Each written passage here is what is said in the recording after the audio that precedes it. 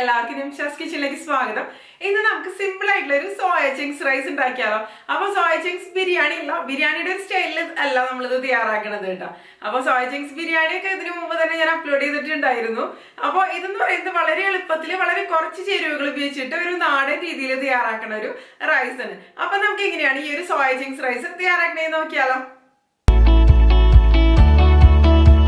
Soya Ching's rice ഉണ്ടാക്കാൻ വേണ്ടിയിട്ട് തുടങ്ങാം. ഞാനിവിടെ 250 ml കപ്പിൽ 2 കപ്പ് അളവിൽ സോയ ചിങ്സ് എടുത്തിരിക്കുന്നത് കേട്ടോ. ഇതിപ്പോൾ ഒരു മീഡിയം സൈസിലുള്ള സോയ ചിങ്സാണ്. അപ്പോൾ നിങ്ങൾക്ക് ചെറുതാണെങ്കിലും ഉപയോഗിക്കാം, അല്ലെങ്കിൽ വലുതാണെങ്കിലും ഉപയോഗിക്കാവുന്നതുള്ളൂ കേട്ടോ. ഇനി ഇത് നമുക്കൊന്ന് കുക്ക് ചെയ്തെടുക്കണം.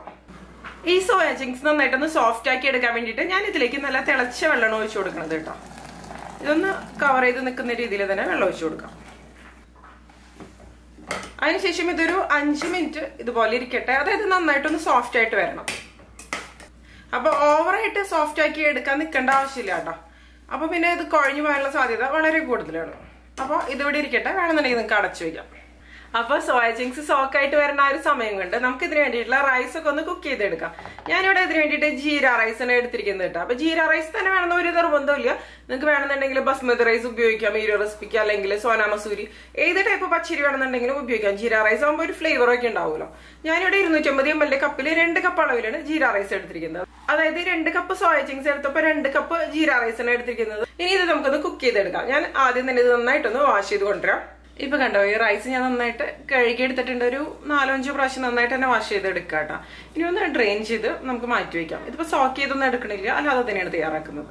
ഇനിയിപ്പോ ഞാനിവിടെ ഒരു പാത്രത്തിൽ വെള്ളം ചൂടാക്കാൻ വേണ്ടി വെച്ചിട്ടുണ്ട്. കുറച്ചധികം വെള്ളം തന്നെ എടുക്കാം കേട്ടോ. നമുക്ക് റൈസ് വേവിച്ചെടുക്കാൻ വേണ്ടിയിട്ടാണ്. ഇനി ഇതിലേക്ക് നമുക്ക് കുറച്ച് ഹോൾ സ്പൈസസ് ചേർത്ത് കൊടുക്കാം. ഞാൻ ഇതുപോലെ 2 കഷ്ണം കറുകപ്പട്ട എടുത്തിട്ടുണ്ട്. 2 ചെറിയ കഷ്ണം തന്നെയാണ് കേട്ടോ എടുത്തിരിക്കുന്നത്. ഇത് നമുക്ക് ഈ വെള്ളത്തിലേക്ക് ഇട്ട് കൊടുക്കാം. പിന്നെ ഒരു 3 ഗ്രാമ്പു അതും ഇതിലേക്ക് ചേർത്ത് കൊടുക്കാം. 3 ഏലക്കായ, ഒരു തക്കോലം പിന്നെ ഇതിലേക്ക് ചേർത്ത് കൊടുക്കുന്നുണ്ട്. പിന്നെ നമുക്ക് ഈ ഒരു അരി വേവിച്ചെടുക്കാൻ വേണ്ടിയിട്ട് ആവശ്യത്തിന് ഉപ്പ് ചേർത്ത് കൊടുക്കാം. നന്നായിട്ടൊന്ന് മിക്സ് ചെയ്ത് കൊടുക്കാം. ഇത് നന്നായിട്ട് തന്നെ ഒന്ന് തിളച്ച് വരട്ടെ. അതിനുശേഷം മാത്രമേ നമ്മൾ ഇതിലേക്ക് അരി ചേർത്ത് കൊടുക്കുള്ളൂ. അപ്പോൾ ഉപ്പ് കറക്റ്റ് ചെയ്ത് കൊടുക്കട്ടെ. അതായത് ഈ ഒരു വെള്ളം ടേസ്റ്റ് ചെയ്ത് നോക്കുന്ന സമയത്ത് ഉപ്പ് കുറച്ച് മുന്നിട്ട് നിൽക്കണം. അപ്പോഴായിരിക്കും ഈ ഒരു റൈസിൽ ഉപ്പ് നല്ല പെർഫെക്റ്റ് ആയിട്ട് തന്നെ വരിക. ഇപ്പൊ ഒരു 5 മിനിറ്റ് കഴിഞ്ഞു കേട്ടോ. സോയ ചിങ്സ് കണ്ടില്ലേ, ഇതുപോലെ സോഫ്റ്റ് ആയിട്ട് വന്നിട്ടുണ്ട്. ഓവറായിട്ട് സോഫ്റ്റ് ആക്കാൻ വേണ്ടിയിട്ട് നിൽക്കണ്ട. കണ്ടോ, ഇനി ഞാനിതിപ്പോ ഡ്രെയിൻ ചെയ്തതിന് ശേഷം ഇതിലേക്ക് പച്ചവെള്ളം ഒഴിച്ച് കൊണ്ടുവരാം. ഇനിയിപ്പോ എന്താ ചെയ്യേണ്ടതെന്ന് വെച്ചാൽ നമുക്കിതൊരു 3-4 പ്രാവശ്യം നമുക്ക് നന്നായിട്ട് പിഴിഞ്ഞ് വെള്ളം മാറ്റിയിട്ട് പിന്നെ വീണ്ടും പിഴിഞ്ഞെടുക്കുക. അങ്ങനെ ചെയ്യണം. അപ്പോഴായിരിക്കും അതിന്റെ ആ ഒരു ടേസ്റ്റും അല്ലെങ്കിൽ ആ ഒരു ഫ്ലേവർ ഒന്നും പലർക്കും ഇഷ്ടപ്പെടില്ല. സോയ ചിങ്സ് ഇഷ്ടപ്പെടാത്തതിന്റെ ഒരു റീസൺ എന്ന് പറയുന്നത് അത് തന്നെയാണ്. അപ്പൊ കണ്ടില്ലേ, ഇപ്പൊ സോയ ചിങ്സ് നല്ല സോഫ്റ്റ് ആയിട്ട് വന്നിട്ടുണ്ട്. ഇത്ര മതി കേട്ടോ. ഓവറായിട്ട് നമ്മളിത് പിഴിഞ്ഞെടുത്ത് കഴിഞ്ഞാൽ ഇത് ഷേപ്പ്ലെസ് ആയിട്ട് മാറും. അപ്പോൾ ഞാനിതുപോലെ ഒന്ന് ഇത് പിഴിഞ്ഞെടുക്കുകയാണ്. വെള്ളം മുഴുവനായിട്ട് കളയാം. ഒരു പ്ലേറ്റിലേക്ക് നമുക്ക് ഇട്ട് കൊടുക്കാം.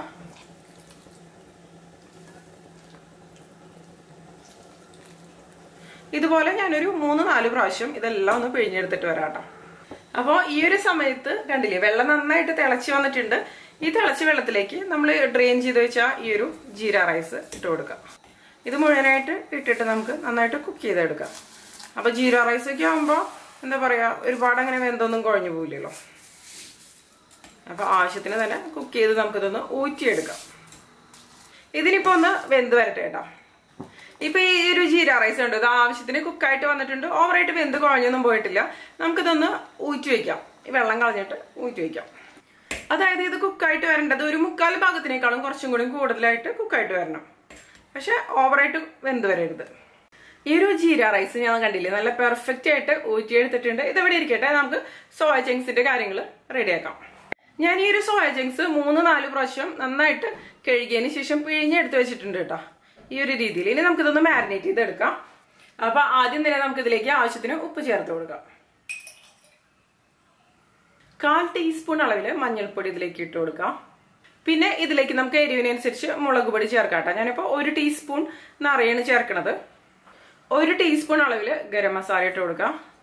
1 ടീസ്പൂൺ മല്ലിപ്പൊടി, 1 ടീസ്പൂൺ കുരുമുളക് പൊടി, പിന്നെ 1 ടേബിൾ സ്പൂൺ അളവിൽ ഇഞ്ചി വെളുത്തുള്ളി പേസ്റ്റ് ചേർത്ത് കൊടുക്കാം. ഞാനിപ്പോ ഇഞ്ചി വെളുത്തുള്ളി നന്നായിട്ട് ചതച്ചെടുത്തതാണ് ഇതിലേക്ക് ചേർക്കണത്. പേസ്റ്റ് ആയിരിക്കും ഒന്നും കൂടി നന്നായിട്ട് വരാം. ഇനി ഇതെല്ലാം കൂടി നമുക്ക് നന്നായിട്ട് ഒന്ന് ഇതുപോലെ കൈ വെച്ച് മിക്സ് ചെയ്ത് കൊടുക്കാം.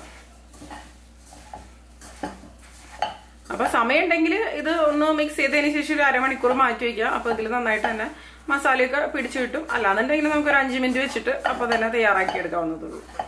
ഞാനിപ്പോ ഇതൊരു 10 മിനിറ്റ് മാറ്റി വെക്കാണ്. അതിനുശേഷം നമുക്ക് തയ്യാറാക്കാം. ഇനിയിപ്പോ ഞാനിവിടെ ഒരു പാൻ എടുത്തിട്ടുണ്ട്. ഇതിലേക്ക് നമുക്ക് എണ്ണ ഒഴിച്ചു കൊടുക്കാം. ഒരുപാട് എണ്ണയൊന്നും വേണ്ട കേട്ടോ. എണ്ണ നന്നായിട്ട് ഒന്ന് ചൂടായിട്ട് വരട്ടെ.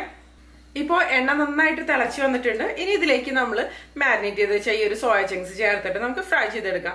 അപ്പോൾ ഇട്ട് കൊടുക്കുന്ന സമയത്ത് എല്ലാം കൂടി ഒരുമിച്ചിട്ട് കൊടുക്കണ്ട കേട്ടോ. അതായത് ഓവറായിട്ട് ക്രൗഡഡ് ആയിട്ട് ഇടണ്ട, കുറച്ചിട്ടിട്ട് നമുക്ക് ഫ്രൈ ചെയ്തെടുക്കാം.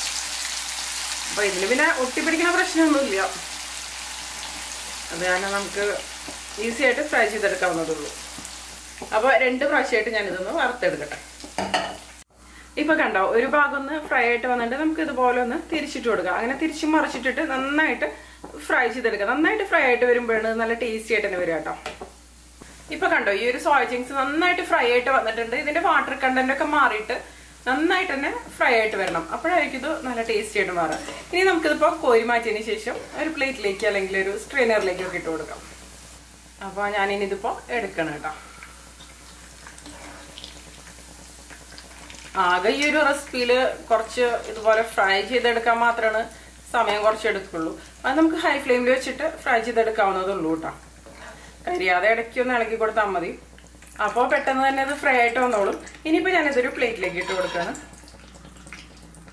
ഇതുപോലെ തന്നെ നമുക്ക് എല്ലാം ഫ്രൈ ചെയ്തെടുക്കാം. ബാക്കിയുള്ളതും കൂടി നമുക്ക് ഇതിലേക്ക് ഇട്ട് കൊടുക്കാം.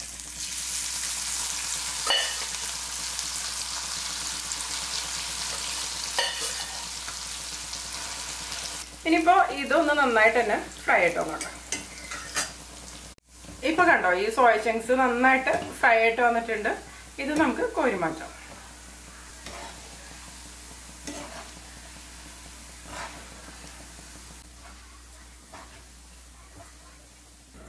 ഇതും ഞാൻ ഈ ഒരു പ്ലേറ്റിലേക്ക് ഇട്ട് കൊടുക്കുകയാണ്. ഇനിയിപ്പോ ഞാൻ ഇതിലേക്ക് ചേർക്കണത് 1/2 കപ്പ് അളവില് കപ്പലണ്ടിയാണ്. ഇതിപ്പോ പച്ചക്കപ്പലണ്ടിയാണ് കേട്ടോ. ഇതിലേക്ക് ഒന്നും ചേർക്കണമെന്നില്ല, അല്ലാതെ തന്നെ ഒന്ന് ഫ്രൈ ചെയ്തെടുക്കണം. അപ്പൊ എണ്ണയിലിട്ടിട്ട് കപ്പലണ്ടി വറുത്തെടുക്കാന്ന് വെച്ചാൽ വളരെ എളുപ്പമാണ്. പെട്ടെന്ന് തന്നെ ഫ്രൈ ആയിട്ട് വരും കേട്ടോ. അല്ലാന്നുണ്ടെങ്കിൽ കരിഞ്ഞൊരു ടേസ്റ്റ് വരും. അപ്പൊ നന്നായിട്ട് വരില്ല. കപ്പലണ്ടി ഒന്ന് പൊട്ടി വരും. ഇപ്പൊ കണ്ടോ, നമ്മുടെ കപ്പലണ്ടി കറക്റ്റ് ആയിട്ട് ഫ്രൈ ആയിട്ട് വന്നിട്ടുണ്ട്. ഇത് മതി, നമുക്ക് ഒരു മാറ്റാം. ഈ ഒരു കപ്പലണ്ടിയും നമുക്ക് ഈ ഒരു പ്ലേറ്റിലേക്ക് ഇട്ട് കൊടുക്കാം. ഇനി നമുക്ക് ഇതിലേക്ക് 1/2 കപ്പ് അളവില് നാളികേരക്കൊത്ത് ചേർത്തിട്ട് അതൊന്ന് വറുത്തെടുക്കാം. അപ്പൊ നാളികേരക്കൊത്ത് കട്ട് ചെയ്തെടുക്കുമ്പോൾ കുറച്ച് വലിയ കഷ്ണങ്ങളായിട്ട് തന്നെ കട്ട് ചെയ്തെടുക്കാം. അതായിരിക്കും നന്നായിട്ട് വരാം. ഇതൊന്ന് ഫ്രൈ ആയിട്ട് വന്നിട്ട് ഓവറായിട്ട് ഫ്രൈ ചെയ്തെടുക്കേണ്ട ആവശ്യമില്ല, ചെറുതായിട്ടൊന്ന് ഫ്രൈ ആയിട്ട് വന്നാൽ മതി. ഇപ്പൊ കണ്ടോ, നാളികേരക്കൊത്തും ആവശ്യത്തിന് തന്നെ ഒന്ന് ഫ്രൈ ചെയ്തെടുത്തിട്ടുണ്ട്. ഇത് മതി കേട്ടോ. ഓവറായിട്ടൊരു ക്രിസ്പി ആയിട്ട് വരുന്ന രീതിയിൽ ഫ്രൈ ചെയ്തെടുക്കണ്ട. ഞാനിപ്പോ കോരി മാറ്റും. ഈ ഒരു നാളികേരക്കൊത്ത് വറുത്തതും ഈ ഒരു കപ്പലണ്ടി വറുത്തതിന്റെ കൂടെ തന്നെ നമുക്ക് ഇട്ട് കൊടുക്കാം. ഇനിയിപ്പോ ഞാനിനി ഇതിലേക്ക് ചേർക്കണത് കുറച്ച് കറിവേപ്പിലയാണ് കേട്ടോ. ഒരു 4-5 തണ്ട് കറിവേപ്പില ഇതിലേക്ക് ചേർത്ത് കൊടുക്കുക. ശ്രദ്ധിച്ച് തന്നെ ഇട്ട് കൊടുക്കുക. ഇട്ട് കൊടുത്തതിന് ശേഷം ഒന്ന് മാറിക്കണം.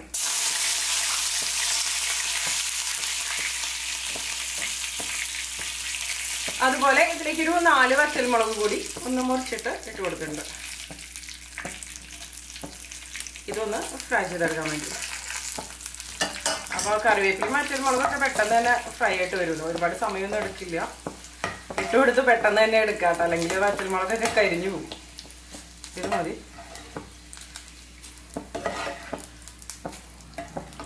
കറിവേപ്പില ഒന്ന് ക്രിസ്പി ആയിട്ട് വരണം. അതുപോലെ വറ്റൽമുളകും ഒന്ന് എന്താ പറയാ, ഒന്ന് മൂത്ത് വരണം. അത്ര തന്നെ മതി. ഇത് നമുക്ക് സോയ ചങ്ക്സിന്റെ കൂടെ ഇട്ട് കൊടുക്കാം. അപ്പോൾ എല്ലാം നമ്മളിപ്പോൾ ഫ്രൈ ചെയ്തെടുത്തിട്ടുണ്ട്. ഇനിയിപ്പോൾ നമുക്ക് ഇതെങ്ങനെ തയ്യാറാക്കണേന്ന് നോക്കാം. ഞാനിപ്പോൾ ഇവിടെ കുറച്ച് വലിയ കടായി എടുത്തിട്ടുണ്ട്. ഇതിലേക്ക് നമ്മൾ ഫ്രൈ ചെയ്ത ഐറ്റംസ് എല്ലാം ഇട്ട് കൊടുക്കാം. അപ്പോൾ ആദ്യം ഈ ഒരു കപ്പലണ്ടി നാളികേരക്കൊത്താണ് ഞാൻ ഇതിലേക്ക് ചേർക്കണത്.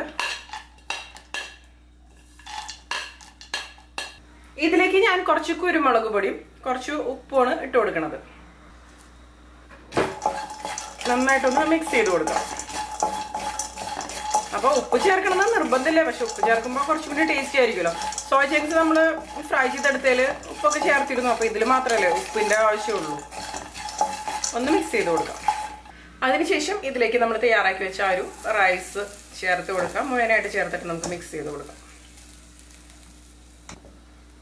റൈസിൽ കട്ടകളോ എന്തെങ്കിലുമൊക്കെ ഉണ്ടെങ്കിൽ ഒന്ന് ഉടച്ചെടുക്കാം കേട്ടോ. അപ്പോൾ വെന്ത് കുഴഞ്ഞൊന്നും പോയിട്ടൊന്നുമില്ല. ഇനിയിപ്പോൾ ഇതിലേക്ക് നമ്മൾ തയ്യാറാക്കി വെച്ച സോയ ചങ്ക്സ് ഫ്രൈ കൂടി ചേർത്ത് മിക്സ് ചെയ്ത് കൊടുക്കുക. അതുപോലെ കറിവേപ്പില ഫ്രൈ ചെയ്തത്, ഉണക്കമുളക് ഫ്രൈ ചെയ്തെടുത്തത് അതെല്ലാം ചേർക്കുന്നുണ്ട്. നന്നായിട്ടൊന്ന് മിക്സ് ചെയ്തെടുക്കാം. എല്ലാവരും നന്നായിട്ട് തന്നെ ഒന്ന് മിക്സ് ആയിട്ട് വന്നോട്ടെ. ഇതിന്റെ ടേസ്റ്റ് ഒന്ന് നോക്കാം കേട്ടോ. ഉപ്പൊക്കെ കുറവാണെങ്കിൽ ചേർത്ത് കൊടുക്കാം. ഈ റൈസും സോയ ചങ്ക്സും എല്ലാം കൂടി നന്നായിട്ട് തന്നെ ഒന്ന് ചൂടായിട്ട് വന്നോട്ടെ. അപ്പോൾ ഈ ഒരു സമയത്ത് ഞാനിതിലേക്ക് 1 ടീസ്പൂൺ അളവിൽ ഗരം മസാലയാണ് ചേർത്ത് കൊടുക്കുന്നത്. പിന്നെ 1 ടീസ്പൂൺ അളവിൽ കുരുമുളക് പൊടി. കുരുമുളക് പൊടിയൊക്കെ നമ്മുടെ എരിവിനനുസരിച്ച് തന്നെ നമുക്ക് ചേർത്ത് കൊടുക്കാവുന്നതുള്ളൂ.